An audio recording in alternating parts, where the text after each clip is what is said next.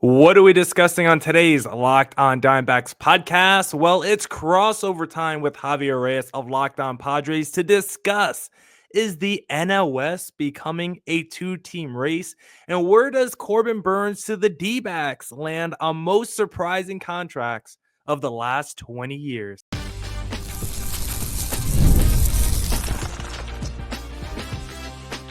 You are Locked On Padres, your daily San Diego Padres podcast. Part of the Locked On Podcast Network, your team every day.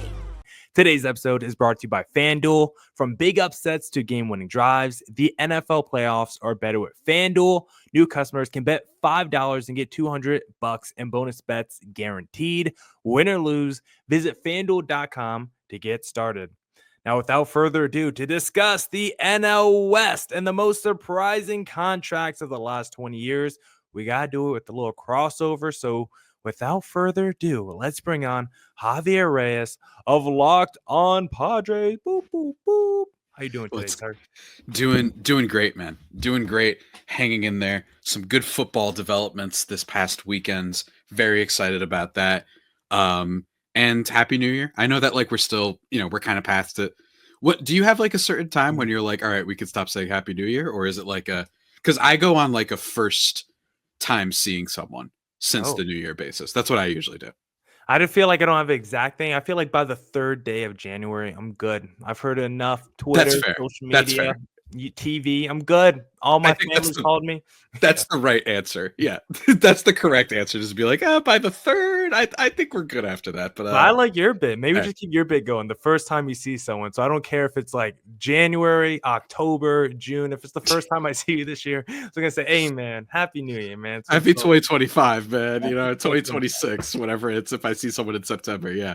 But doing good, man. It's been.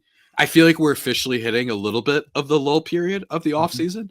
But I think what's so exciting is that there's still a lot of really big impact players. And I'm excited to talk about that. And especially the state of the NL West, man, because I know you must have just been through the roof. Oh, my goodness, man. It's been a minute since we've talked here, Javi. I texted you immediately when it happened. It was late. I was sitting at my kitchen table in New Jersey. It was 1:30 a.m. when we saw the Jeff Passan bomb, because all you see, of course, across the Twitter ticker on your iPad is Corbin Burnes, 6 years, 210. The team is always last. So it's okay, breaking news. Corbin Burnes, you see the money. Where is he going to go? Arizona Diamondbacks, baby. Yeah. We did it. And so now we had to bring you on to discuss, because the Padres are a team, AJ Preller, they've been one of the most aggressive teams off-season, trade deadline, the last few years. But when looking at the offseason so far, we know the Dodgers are out there bringing back Teoscar, signing Blake Snell. The Dodgers are doing what the Dodgers are doing, right? The D-backs trying to keep pace with them. We know this is one of the best teams in baseball in terms of putting their payroll back or putting their revenue back into their payroll. And they're doing that, getting Corbin Burnes, trading for Josh Naylor. Those two teams are really solidifying themselves in this NL West race. But how about those San Diego Padres, Javi? What is their plan of action? We're still waiting for a big move. They're a team where I'm not going to just sit here and act like they're not going to do anything all offseason, because we know Preller is not afraid to get aggressive and make a move. But why haven't we seen anything yet? What do you expect? What are the Padres missing? When are we going to see the ball drop for San Diego? I think it really is we just have to see what happens with Roki Sasaki. I think if you start seeing teams, the teams that are probably still in it will be the ones that you see not spending their international free agency money. So if you start seeing, let's just make one up, let's say the Cubs, if you start seeing them spending a lot of it, that probably means Roki isn't necessarily going there. But I think that that's what they're really hitching a lot of their wagon to. It feels like that would be, if there's going to be a big move, that's it. And that was even before I thought that they might spend at least a little bit, just because of how successful the season was. That ownership might have been you know what, maybe you can go out and get a Tyler O'Neill type of deal. You know what I mean? One that's not long-term, not huge, but something. And I still think that they have players out there. I still think that they're going to sign a catcher, whether it be Yasmani Grandal or Elias Diaz, who's with the team last year. I think they'll still do stuff like that. But clearly they're in a financial situation where they genuinely have some issues. Especially, I mean, for people who don't remember, we're not going to talk about it now, but the whole Bally Sports fiasco. Yeah. And don't get me wrong, your team has obviously still decided to keep spending, but there are some actual genuine financial issues with the team that they have to sort out a little bit before they like go all in and start giving all these huge contracts again. But I think it's Roki Sasaki. But the biggest thing outside of that will be trades. I think that Luis Arraez, 14 million, clearing that up and just getting younger, controllable players is what they need. They're not going to trade Luis Arraez for a junior Caminero, Jackson Holiday type of prospect. But talked about on my Friday show some trades. Everybody could go check that out. Just backup guys who can fill out a rotation, who could fill out maybe a piece of the bullpen that you might lose. Robert Suarez, he makes 10 million this year. He has an opt-in. You get rid of that contract. Really high quality reliever who was an all-star last year. Maybe you get some stuff out of that, right? As much as Padres fans would like to trade Jake Cronenworth, I don't think that's happening. That dude is signed until, I believe, 2031. So that's not happening, even if the AAV isn't that bad. I don't see that happening. And it's, it could be worse. So I think the Padres, a lot of what's going to happen is trades. And in fairness, this is a team that last year, the biggest thing they did was trading away their best player. Now, I'm not saying that you can straight gold like that again, where you get Jerks and Profar, a starting left fielder for $1 million. Like, that's just not something that's replicatable. That's something that you could count on, or even Kyle Higashioka or Donovan Solano. But in fairness, remember that they still have a lot of star power. So the positive spin is they should be a team that's like, let's just make look, we just need depth because we have the stars. Tatis is a player who could literally just go out and be worth 8 wins. Yeah. And it could be similar to the Mariners where it's like, you know what? That's enough for you to be a contending team or at least in the playoff mix. And that's kind of all they need. So that's what they're hoping for. I don't think that guys like Cease are going to be on the move. I know that John Heyman reported if they get Roki Sasaki, they may be open to moving him. I think that he would be the player that it depends on if you can trick teams. You know what I mean? Can you get the Orioles? They're getting a lot of crap right now. Can you get like a decent amount of prospects in return for him? Maybe. But regardless, it has been slow though, man. It has been slow, and it's especially been rough considering that not just the Dodgers with the 7 players that they've acquired, but also the Giants and your D-backs doing a lot. I can understand why Padres fans are especially frustrated. Yeah, so does that make you nervous that you feel like all your eggs are in the Roki Sasaki basket? Because we know the Dodgers, the Giants are all going to be in on him. I feel like the D-backs' chance of getting him are probably the lowest of any team, but they're still very interested. We know up to like 20 teams are going to be in on Roki. We know the money does not matter. It's basically going to come down who has the best pitch and where he wants to go. And so let's say theoretically the Padres don't land him. Is this a franchise that still looks at next year as a potential all-in window to try and win the World Series? Or do you look at the, other teams at NOS with the D-backs and Dodgers and say, let's take a step back next year and try to retool potentially for 2026? We're talking about Luis Arraez expensive. You're going to have to figure out what to do with Dylan Cease. Maybe just try to retool in 2025 and come back stronger for 2026. It's tough because they did kind of go all in a lot last year. They traded literally their top 2 pitching prospects. Yeah. And don't get me wrong, some of the players they got are still in there. Brian Hoeing, Jason Adam being still there.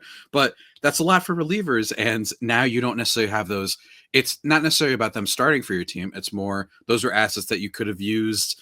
I mean, I don't think they could have done it, but let's say, could you go out there and make a trade for Garrett Crochet maybe if you still have some of those pieces you gave up at the trade deadline last year? Maybe. I don't personally think so, but it's possible, right? So the Padres are in a position where they're like a bottom-ranked farm system. That doesn't mean that they're totally a mess because, frankly, I don't know about you. I don't care where they rank the Padres farm system. They keep regenerating it enough to be able to they've made like 8 trades since I've been hosting the show that are pretty big. So like they'll figure it out. And they've got really 2 quality top guys, but they just need depth. They need assets. They need ammo in the chamber to be prepared. And I don't like tooting my own horn, but this is why, like, I'm always very cautious with the Padres. That yes, the Manny contract is fun. Tatis, the 2020, and then having his big deal, but you don't want to overcommit to now because then players like Roki Sasaki come around. Players like, and I know that he's not based on money the same way other players are, but other interesting Garrett Crochets come around. You just like to have options because things change, guys. Jake Cronenworth was a top 5 second baseman for 2 years. You know what I mean? Like these are things that change, and I'm not saying that Tatis will get worse, but stuff happens in sports, and people like to project and go by numbers, and then the season starts and they're like, I can't believe blank. It's like, well, yeah, dude, like we you know what I'm saying? It's like, yeah, Michael Harris sounds great. Had a below 100 WRC plus this year. Vinny Pasquantino, guess what? Things change. Other players spend so much time. This is their job to figure out weaknesses in other players. There are things you can't account for just because you go on Fangraphs a lot, right? So that's my thing. Was that a shot at the nerds? Dang, was that a shot at the nerds just now? I think it's a shot at the nerds who get really, really, really arrogant about what will happen. I have a friend who, you'll like this, who was like, what the heck are you thinking? When someone ranked Vinny Pasquantino behind Christian Walker.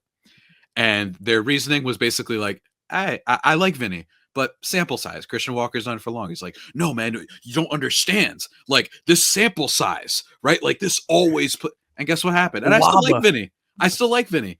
But sometimes things don't happen that way, guys. Like sometimes it's actually okay for people to have different opinions based on a variety of factors. So, you know, just keep that in mind, folks. That's a life lesson too, perhaps. His expected Waba Salabo is 300 points above average. Oh man. Yeah, sometimes it's sometimes they're right. Like Cody Bellinger, great example. Like, guess what? They were right. Bellinger was a fluke. It's just like I can look at the traditional numbers. If you do it for long enough, I'm just gonna be like, that guy's good. I don't know, but yeah. Well, speaking of guys who are good, but maybe we were surprised by their contract or the team that they went to. That's what we're going to be discussing next, because Corbin Burnes to the D-backs definitely shook the ground for the NL West, shook the ground across Major League Baseball. We want to discuss, where does that rank among most surprising contracts in Major League Baseball over the last 20 years? We'll discuss that in segment number 2. The NFL playoffs are almost here, but it's not too late to get in on the regular season action with FanDuel, America's #1 sportsbook. Because right now, new customers can finish the season strong with $250 in bonus bets if you win your first $5 bet. FanDuel has so many ways for you to pick up the W. I love betting on which players will score a touchdown and how many points each team will score. It's thrilling. My favorite thing to do on the FanDuel Sportsbook app is the same game parlay. When I see that Arizona Cardinals are playing, sometimes I like to do a little Cardinals money line. Give me a little James Conner over on rushing touchdowns, and give me Kyler Murray anytime touchdown. When that 3-leg hits, it brings a big smile to my face. So if you want a big smile on your face, just visit FanDuel.com to join today. That's FanDuel.com for your chance at $250 in bonus bets. Make every moment more at FanDuel, an official sportsbook partner of the NFL. All right, back here on the Locked On Diamondbacks, Locked On Padres crossover. And, of course, with the Corbin Burnes signing to the D-backs, as we said, was an earthquake across Major League Baseball, where we were all surprised, and D-backs fans were surprised. D-backs reporters were surprised because everyone literally said this came together in a few days with no prior meetings, really no prior mentions or reportings or anything. Really came out of nowhere. So we had to bring Javi on to now do a little discussion, do a little draft of maybe the most surprising contracts of the last 20 years. We've discussed some of the worst contracts in Major League Baseball before. We've done some of the best values, I believe, but now we're doing the most surprising, whether it's the value that the player got, you're like, whoa, that guy got that much money, or whether it's like, oh my God, that guy just left the Yankees to go to like the Minnesota Twins. Well, like, why did he do that? So we're going to draft the most surprising contracts and see where Corbin Burnes lands in our draft. Javi, I'm actually going to start it off for us because I want to do a little bit of cheating for our draft because we're mostly going to be drafting players today. But the first one I want to actually draft is not a player. It's actually a class, because when I think about free agency growing up, this is like the class that always sticks out to me. This is like the class where I'm like, oh, we got new blood, new contenders in Major League Baseball. The 2011 class saw the LA Angels spend big money on Albert Pujols, big money on CJ Wilson. You saw the Detroit Tigers go out there, who weren't a playoff team for many years, just wasting Miguel Cabrera. They went out there, dropped 9-year bag on Prince Fielder. You saw the Miami Marlins out of nowhere. They said, let's go get Jose Reyes. Let's go get Heath Bell. This was like the year of all these teams who were mediocre for years, just going all in on these big time free agents. And as a kid, I was like, the winter meetings are lit. Look at Pujols, look at Reyes, just got Mark Burley was going to Miami Marlins. Like, these teams were loading up on these star players during free agency.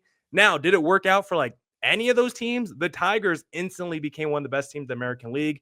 The Angels continued to be one of the worst. The Miami Marlins continued to be one of the worst, but it was at least a fun exercise where you got to see all these new contenders. It wasn't just the big markets anymore. Felt like we finally start to see a little bit of a shift in Major League Baseball. It was like, hey, I'm a big market team. I want to go spend some money. I want to get an elite free agent. Let me go do that. Did it work out for those teams?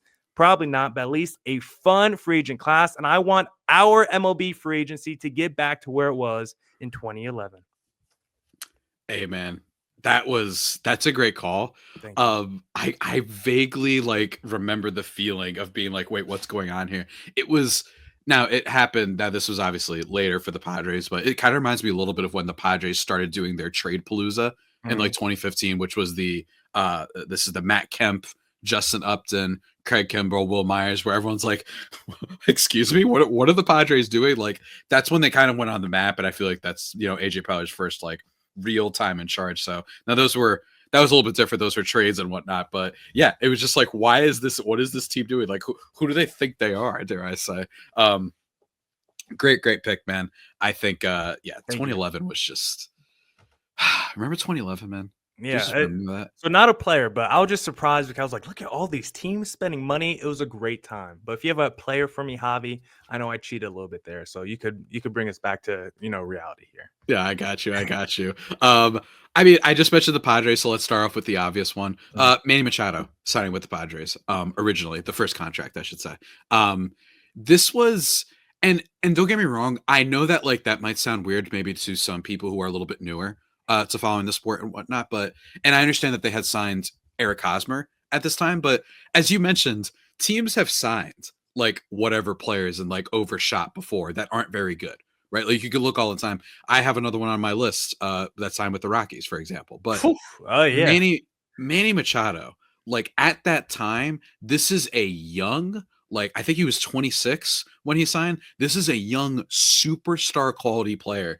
And he also literally just came off of a tenure with the Dodgers. So for you to go to San Diego, and I understand that they signed Hosmer, but like I said, teams have reached and paid a player, and everyone's like, yeah, I remember when blank did blank. Like that was ridiculous. But I think that this was so surprising because this was an elite talent. This is a guy that everyone's like, this guy might be a Hall of Famer, and he still might, as we've seen to this day. So I think it marked the beginning of where the Padres are right now, just this team that decided to raise their standing among MLB circles and MLB brass and discourse and whatnot.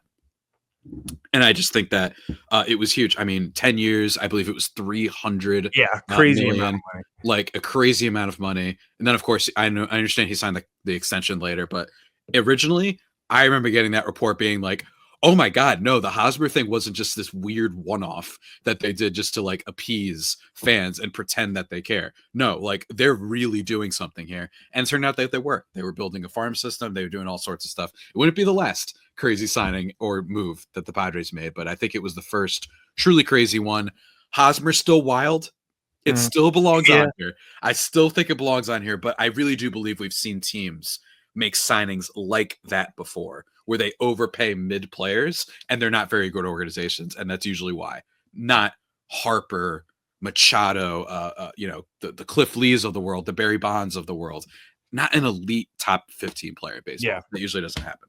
No, I think that's a great call. I had that actually in my top 5 as well, because like you said, I mean, Hosmer was on the Royals going to the Padres. That felt like a move that kind of made sense where those two franchises were at that time, because let's not forget, looking at the Padres franchise history before their postseason debut in 2020, they had not made the playoffs prior until 2006. So this was like a 13, 14-year drought for the San Diego Padres. So the idea of that team that hadn't made the playoffs since 06, signing one of the like top 10 players in Major League Baseball to one of the largest contracts in the sport was truly shocking. And then it just started this whole avalanche of them just being super aggressive in the offseason at all these trade deadlines. So definitely agree. The Manny Machado, I had it in my top 5 because the Padres pulling off that deal at that time, especially when you go back and look at the roster prior to Machado getting there. It was not a roster that was like, oh, we're a Machado away from contending. Like, it was bad all the way around. So very shocking to see the Padres do that back in 2018. But Javi, for my next one, again, this is the last one where I'm going to cheat. I got a team for this one. The 2013 New York Yankees, I think, had a very surprising offseason because they let go Robinson Cano in free agency. They let him walk to the Seattle Mariners, who gave him that massive contract for like over $200 million. And instead, the Yankees decide to spend that Cano money on a little outfielder from the Boston Red Sox called Jacoby Ellsbury. And the idea of Jacoby Ellsbury coming off this MVP season, winning the World Series with the Boston Red Sox, to go to the most evil empire, the biggest rival with the New York Yankees, and the Yankees saying, we're going to take that guy in, but let Robinson Cano, who I think at that point, 2012, 2013, was the heartbeat of the Yankees, was literally top 6 in MVP voting 4 straight years. 2009 was on the World Series team. Like, this was one of the best players in like Yankees franchise history. You let him go for that amount of money, but yet you pay like the same value annually, like $2 million less to Jacoby Ellsbury. Like, I just did not understand that. I felt like they were just swapping out. They let Curtis Granderson go, but like brought in Carlos Beltran the same offseason. Felt like they were just swapping in and out personalities, and it honestly sent the Yankees back just a little bit. Ellsbury, of course, was terrible, injuries, and then Cano obviously had the PEDs like a few years later, but he was still a stud for the Mariners those first few seasons. So I thought the Yankees, what they were doing back in what year was this? 2013. I thought it was super surprising. Letting one of the heartbeats of your team go, Robinson Cano, and then stealing Jacoby Ellsbury from your biggest rival in the Boston Red Sox. That was nuts. I think the key thing is the Boston, like the fact that he was the Red Sox. Like, that's just so crazy. And it was, I think when that happened, it was peak. Like, this is what I think. It's not the hardest job, clearly, in baseball, GM wise, but I think it can be difficult to be like, hey, we want you to spend, but not too much. You have to compete every year, but not super compete with the new ownership for the Yankees. And they were basically just like, sign best players available. And best players available were that offseason Brian McCann, Jacoby Ellsbury, Masahiro Tanaka. Some turned out better than others. But yeah, the Ellsbury contract really was wild. And it just felt like desperate. You know what I mean? It felt like you were like, we're losing Cano and we got to do something to excite the fan base. So he's the best one available. And it was clearly them reaching too much as it turned out. I don't know why they just didn't pay Cano. That's where I'm just lost with the whole thing. Why didn't they paid Jacoby Ellsbury like $2 million annually less? Like, just pay Cano, who's been a stud for like 12 straight years for you guys. It's that. I will say the Robinson Cano didn't age amazingly. Like, they were right about that. Right? Like, after he went to the Mariners, he had some pretty good seasons, a 5-win season, 2.8 season, 6.4. Then it was 2.9, 2.9, 1.1. So he never fully got back. Maybe that stays. Maybe if he stays with the Yankees, it's a little bit better. So I think that they were right in saying, we don't want to sign a guy like that too long at second base. It doesn't have a good history, and he did decline. But it doesn't make sense to then go out and sign all those other guys. Right? It's like, well, how about you just get the one player? Maybe the process is right for Cano, but then it's like, okay, let's spend on the speedster who's aging. It's never made sense. Like, that doesn't make any sense. I don't know what they've been doing for a while. They keep doing this. They keep saying we want to be a little bit normal, but then they do that for other teams. So yeah, very, very, very bizarre signing. And since we mentioned it, Robinson Cano, frankly, with the Mariners, like, that was pretty shocking. The fact that the Mariners got him out of all teams, a team that never spends, really, that was big. And frankly, they haven't since. In a lot of ways, like, the Robinson Cano contract was like, this is the opposite of the Padres, where the Padres thing was a sign and a confirmation that they were changing how they were operating as a small market team. Mariners was a little bit of a foe, right? Or whatever, a red herring, right? Like, it turns out, yeah, they just did that, and then that was kind of it. And then they've been chilling ever since. So that's just how it goes. But that's just another one to throw in there. Yeah, the Cano one was definitely crazy. And the Mariners are a team like right now that needs to spend money on offense. They have like a 6-man rotation with no lineup. Like if Cano is a free agent right now, they should do the deal again because they need somebody to pair with Julio. Like I was like actually looking at like international stats like yesterday, and Cano was like top 10 or something in like home runs among like non-Major League Baseball players at like age 42 last year or something. And like My I don't man know, loves ball. He loves ball, dude. He's still going, which is crazy to see. I'll throw out one more contract before we wrap up segment number 2. It was one that you hinted on already. And it's with another NL West team. It's a team that's been in the bottom of the basement the last few years, and this deal did not help them at all. Kris Bryant, 7 for $182 to the Colorado Rockies, where you trade Arenado, you let Trevor Story walk. It feels like your franchise are rebuilding, and then it's like, hey, let's go out there and get Kris Bryant, who is definitely not as good as his MVP days, but let's pay him like he is. Don't know why they did this. This has been a dumpster fire organization the last 20 years. As I say, Bud Black, their manager, is the worst in the sport, considering he has over 20 years as a manager, has never topped more than 90 wins, has done it twice with, I believe, 1 playoff victory, I think, in his whole managerial career. Maybe the worst resume of all time. Good job, Rockies. Kris Bryant, exciting stuff. Fans still love going to their games now. Yeah, great time. Explain why, but I think people in Colorado are just perhaps happy a lot. They're just chilled out a lot, and they've surpassed our very primitive view of things.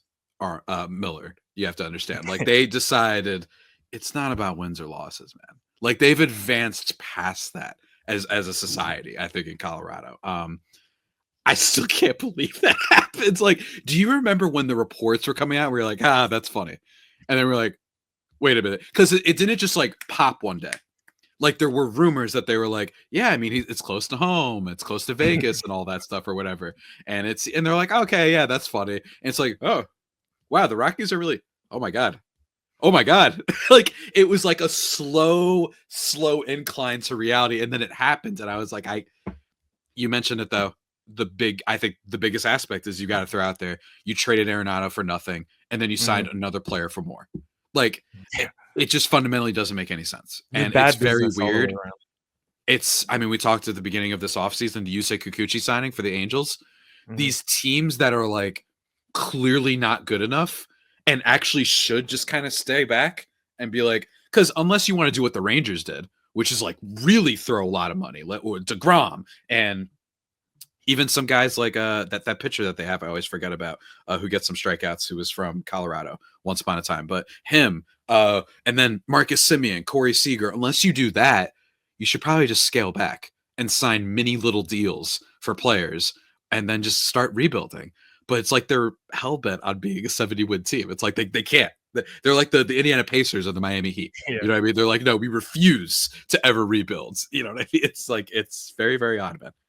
They are married to being mediocre, and we just don't know why when they actually have some decent talent in that lineup. We like the Tovars, we like the McMahons. I do like Nolan Jones. It's just like, can you figure out the pitching? Can you get a better manager? But we all know what the real issue is. It's the same problem that you see with every inept franchise, from baseball to basketball. Name your sport. Bad ownership. It always starts at the top and always trickles down. The Rockies owner is one of the worst in baseball. Until you swap him out, it's going to be the same old story for the Rockies. Now, I got a few more contracts I want to break down because we still haven't placed Corbin Burnes in our ranking just yet. So we'll discuss where he falls in segment number 3. And if you're looking to buy tickets to an upcoming sport or an event, then the best place to do that, of course, is going to be Game Times, because Game Time is the best place for last minute deals on sports, concerts, comedy, theater, and more. They have this feature called all-in pricing. When you toggle this feature on, it shows you your total cost upfront with no surprise fees at checkout. You could get a panoramic view from your seat before you buy. They also have the lowest price guarantee, or Game Time will credit you 110% of the difference. Take the guesswork out of buying tickets with Game Time. Download the Game Time app, create an account, and use code LOCKEDONMLB for $20 off your first purchase. Terms apply. Again, create an account and redeem code LOCKEDONMLB for $20 off. Download Game Time today. What time is it? Game time. All right, back here in the Locked On Diamondbacks, Locked On Padres crossover to discuss the most surprising contracts of the last 20 years. We discussed the 2011 class. I cheated a little bit because it was surprising to see the Angels, Tigers, and Marlins get crazy. Talked about the Manny Machado contract to the Padres, 10 for $300. We talked about the 2013 New York Yankees, what they were doing, letting Cano go, but bring in Jacoby Ellsbury of the Boston Red Sox, and then just discuss Kris Bryant to the Rockies, 7 for $182. What do you want to throw out next, Javi? And maybe we go a little bit quicker because we are running out of time here. We are indeed running out of time, so I'm going to throw out really quickly another one with the Rockies, Daniel Bard. I still can't believe this happened. I still cannot believe that the very like Disney movie type of storyline where this guy comes back after all those injuries, has a really great season, all-star, but at like 36 years old, and instead of trading him like every other team would do and say, this is relievers, they're volatile, teams need relievers down the stretch to compete for a World Series, they extend him, doesn't go well the next year, and now he's just like not pitching. Like I know it's not nearly as like impactful as the others, but I still can't believe that. That's insane. And I'll throw out one other before I toss it to you. You know, I'll throw out two at a time. That's what we should do. We should do two at a time. A manager. I can't believe this happened either. Craig Counsell leaving the Brewers for the Cubs. That was wild. I'm sorry. Like, that doesn't happen, like, at all. I don't remember the last time that a manager was like, I see you. Like, I'm going to go get paid. I mean, good for him. But it's still wild that it was in division. And also wild that the Brewers made the playoffs and they didn't. Yeah. So, crazy. Yeah, I think the biggest surprise is people acting like the Cubs just picked up, like, I don't know, Babe Ruth to manage their team. I couldn't even think, like, Terry Francona mixed with, like, Bill Belichick. I'm just going across the board. Mixed with Phil Jackson to go manage the Cubs. Like, they were acting like he was going to add, like, 50 wins to that ball club this year. It's like, Craig Counsell is good, but as you can see with the Brewers, maybe it's more organizational than just one guy that's making up all their wins for them. So definitely like that call. For me, I'll go with some contracts I still haven't talked about. Let's see. For me, I still think some of the big ones, of course, the first D-backs big pitcher contract, Zach Greinke, I thought it was huge. 6 for 206, the original franchise record-breaking deal, because he was coming off a true Cy Young season, didn't win it, but coming off a Cy Young type season with the LA Dodgers. The D-backs are also a team that hadn't made the playoffs the 4 prior seasons, coming off like a mid-70 win team. Like, again, it was one of those moves where, like, this was not a team exactly ready to go to the next level, and they said, screw it, we're going to throw the money at Zach Greinke anyway. So I thought that move was like the 4th biggest surprise to me personally on my ranking. I had the 2011 thing, the 2013 Yankees, I had Kris Bryant 3, Greinke 4, I had your Machado thing 5. Number 6 on my list, I have Anthony Rendon to the LA Angels, because it was just another example of the Angels looking at their team and saying, hey, we have maybe the worst rotation in baseball, the worst ERA, maybe the worst bullpen. We have Ohtani, we have Albert Pujols, we have there was like 2 other decent dudes in their lineup. You know what? Let's just double down on our strength instead of just ignoring our glaring weaknesses, and let's just throw 7 years, $245 at Anthony Rendon. He's like still a top 5 highest paid player in the sport, and he has done exactly nothing, mostly due to injuries, but also poor performance. So also had to just throw that one out there. And then after Rendon, I actually think Corbin Burnes on my personal list, 7th most surprising contract, I think, of like the last 20 years on my little personal list. And actually number 8 was maybe your guy, Javi. I'll throw him out as an honorable mention, but I did write down Xander Bogaerts, 11 for 280. Not because I was surprised to see him go to the Padres, but 11 years, 280 for Bogaerts. Contract size. Yeah, the contract size was surprising. Yeah. Like, looking back, like, that looked like a player that should have got like what Dansby Swanson got. Maybe he gets to 200 just because he had bigger moments with the Red Sox and all that, but pretty crazy that the bidding was at like 175 and all of a sudden the Padres came in with 280. Like, really wild. I would have been fine with that. If he got like a 8 for 180, the Dansby Swanson contract is the perfect comp, right? Like, that just, it makes sense. I'm with you on that. I actually would not necessarily. It's funny how the Angels like have all these deals and like they still are surprising every time. I don't know why. Like we keep seeing them do it, but like, would you be that surprised if they went and signed Pete Alonso? I wouldn't be. No, that's If they such an just Angels overpaid, move. like No, you're it would right. be such an Angels thing. Like, yeah, it will be surprising in the moment, but we just know they for some reason will never do the right thing, right? Like I don't know what it is. Some others for me. Do you remember Billy Butler signing with the Oakland A's? 3 years, 30 million. At the time, though, like the biggest deal. It was just so random. Like I remember it happened in the middle of class for me in high school. That one was really random. I'll throw out Severino, frankly, from this offseason to the A's. That was random. And now I think that that one's surprising, but then when you dig deep and you're like, oh, he's trying to pretend because they're having a he needs to make it look like he's going to invest in team. So it's like when you peel it back, you're like, actually, that's not that surprising if you think about it. But still in the moment, still out there. Yeah, and with the Severino thing too, kind of on my list, I paired it with the Benintendi signing because I just thought it's surprising that the fact that's the two biggest contracts in like each of those respective franchises history, which is like Benintendi and Severino, the two biggest free agents you've ever signed. Like that's the surprise right there. If you weren't at us for Billy Butler, don't be honest when it was Luis Severino. Some OG ones. Alex Rodriguez to the Rangers was wild when it happened. I just know people who were. I wasn't following baseball as intently outside like my division back then, but that was pretty wild that he signed with the Rangers specifically because they were bad. So that it was Angels before the Angels, really. They were bad. That's why they ended up having to move him. Pudge Rodriguez, my Puerto Rican king, to the Detroit Tigers, by all accounts, genuinely out of nowhere. Nobody could believe it when that contract happens. I want to give a shout out to Pablo Sandoval, speaking of Pudgy, with the Boston Red Sox. That was wild. I don't know why they did that. He was always just a solid, fun player who was more fan favorite than actual on-field great. Edwin Encarnacion to the Guardians. I remember when that happened, that was pretty exciting. 3 years, 60 million. By Guardian standards, that's like the Rendon contract, right? Like that's pretty nuts.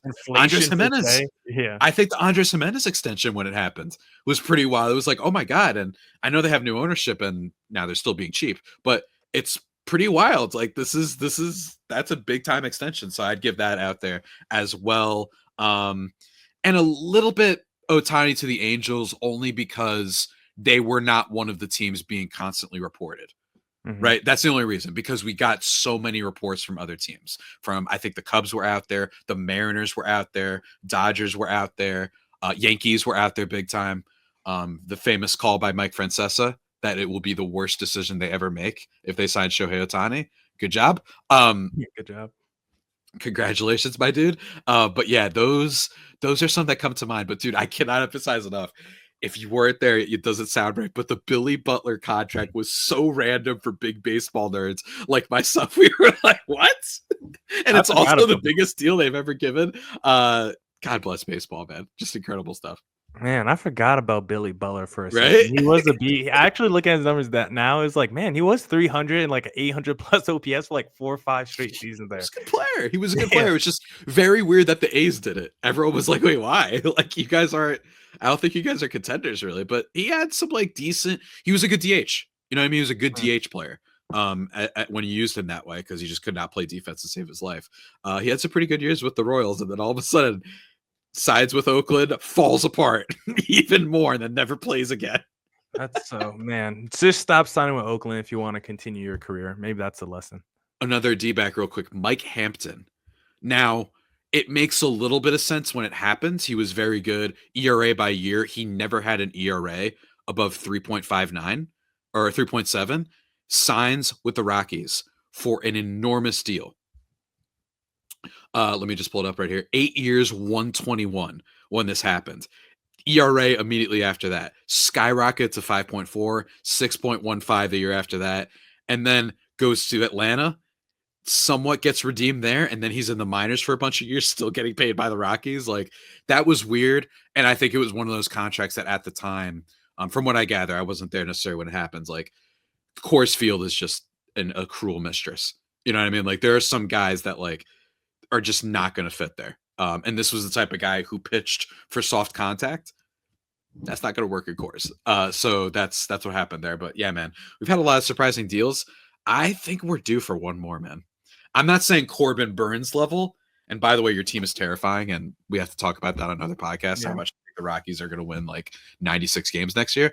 Who's the player that you think would get the surprising contract? Then I have Alonso. I think I can see a world where Alonso is like, man, I'm getting paid, and I don't care where. Right? I think that he's won Profar a tiny bit. A little bit. Only because I could see, what if there's a team out there that's like, you know what, it wasn't a fluke. We're going to give him 4 years, 75, something like that. We're going to overpay, whatever. But I don't know. There's something about Alonso, man. I can't put my finger on it, but there's something about home run, go boom. You know what I mean? Anytime a guy hits a lot of home runs, always be prepared for teams to be like, let's just throw a lot of money out there. Who cares? This is fun for fans. Yeah, for me, I think it's Alex Bregman, just because I feel like he's attainable by almost any team. I feel like any team willing to throw the bag at Bregman will willing to at least listen to the offer and maybe go there. So I think there's going to be like a mid-market, like another Minnesota Twins with a Carlos Correa, like some team that you don't expect to come out, maybe like a Detroit Tigers, and say, here's 10 years, $280 million for Bregman, and let's bring you home. So I think he would be the guy that I look at as maybe the most surprising contract that he gets from another team. I'll throw out just a quick honorable mentions. Carlos Correa, like I said. DeGrom to the Rangers, 5 for $185. We thought it was surprising just because of the age and injuries, mid-30s. And then just a fun one personally for me, when Lucas Giolito signed with the Boston Red Sox last year. 2 for $40, coming off the top, when he's going to miss the whole season due to Tommy John. How can you get him? He's coming back this year, right? He should be coming back, but he signed him last year when he was missing the whole year for $20 million. It's like, yeah, he might come back this year, but it's like, I'm paying him 2 years for maybe a half season of baseball. It's like, I just didn't understand that move whatsoever. It's like, now you have like 5 starters already in your rotation better than Giolito with Buehler. You got Crochet, Hogg, Bello, even got Patrick Sandoval. It's like, where's Giolito going to play now? So just a terrible deal by the Boston Red Sox. I just had to mention before we wrap up today. I understand, man. I understand. There's probably some we've missed, so feel free to leave some comments, especially like the little small ones, like your Billy Butler ones, because I think those are like really fun, because in the moment they were pretty wild. Chris Davis a little bit with the Orioles when he signed that extension, that was pretty big, but I don't know. He was coming off like 50 home runs, so wasn't that surprising? Not really. There's a difference between bad contract and surprising contract. You know what I mean? So let's try it. Let's keep with surprising, but yeah, man, not much else for me. Some of them weren't. Some of them we didn't know were bad until we had like the hindsight a couple years later. It's like, oh, okay, yeah, that dude, like Chris Davis at the time was like, yeah, he had like 100 home runs in like a 2-year span. It's like, okay, we could kind of justify giving him like a big deal, and then he ended up just being the worst strikeout artist of all time immediately after that. I'll never forget that, my lord. It was actually kind of fun to see, because like one season it was like we were watching like every at bat on SportsCenter to see if he was going to hit like 60 plus home runs. It was like the next year, it was like, man, is he going to have like another like 4 strikeout game? It was just like the juxtaposition of the 2 seasons that you saw on SportsCenter was a lot of fun. But that was our little draft of the worst contracts, or not worst, the most surprising contracts in baseball of the last 20 years. Like I said, I think Corbin Burnes ranks 7th on my personal list of biggest surprises. I still have it behind Greinke to the D-backs, because at least the D-backs right now, they've been aggressive the last couple of years. They've been a good team the last couple of years. Like they've been making moves. Like it's not total. It was just the fact that there was like no reported, but it's not a surprise that the D-backs went out there and got a premier free agent. Yeah, you peel it back. Right? Yeah. Back when they got Greinke, it was like, why are the D-backs even doing this? They have no other players on their team, no other resources except for Zach Greinke all of a sudden. So that was a big surprise back then. Javi, where can the listeners find you online and on social media? You can find me at Javapeno on Twitter /X and Blue Sky, especially the latter. I feel like I'm going to be using that more in the coming weeks and days and months. No. What? Don't do it. He said don't do it. I'll tell you why after this show. But go check that out, and especially go subscribe to Just Baseball. I write there a lot, and then also check out our newsletter. We'll give you like updates and all the things you need to know when the signings happen, and I've been working on that as well. So go check that out. Just Baseball, great website. And yeah, stay tuned. Still a lot of signings to happen. Still a lot of trades to happen. So a lot of stuff this offseason, man. Very exciting. Yeah, and I would still like to bring in a couple of Padres free agents myself. Profar is still a guy that I would, depending if the money's right, could play all over the infield. We need a little DH. I would not be upset at all. Please follow me on Twitter at CreatorThomas24 or look up Locked On Diamondbacks, Twitter and Instagram. And also subscribe to Locked On Diamondbacks wherever you stream podcasts. And of course, subscribe to Locked On Diamondbacks, Locked On Padres on YouTube. Until next time, until we get more big news between our two teams, that's it for this little crossover between Locked On Diamondbacks, Locked On Padres. Doses. Uh-oh.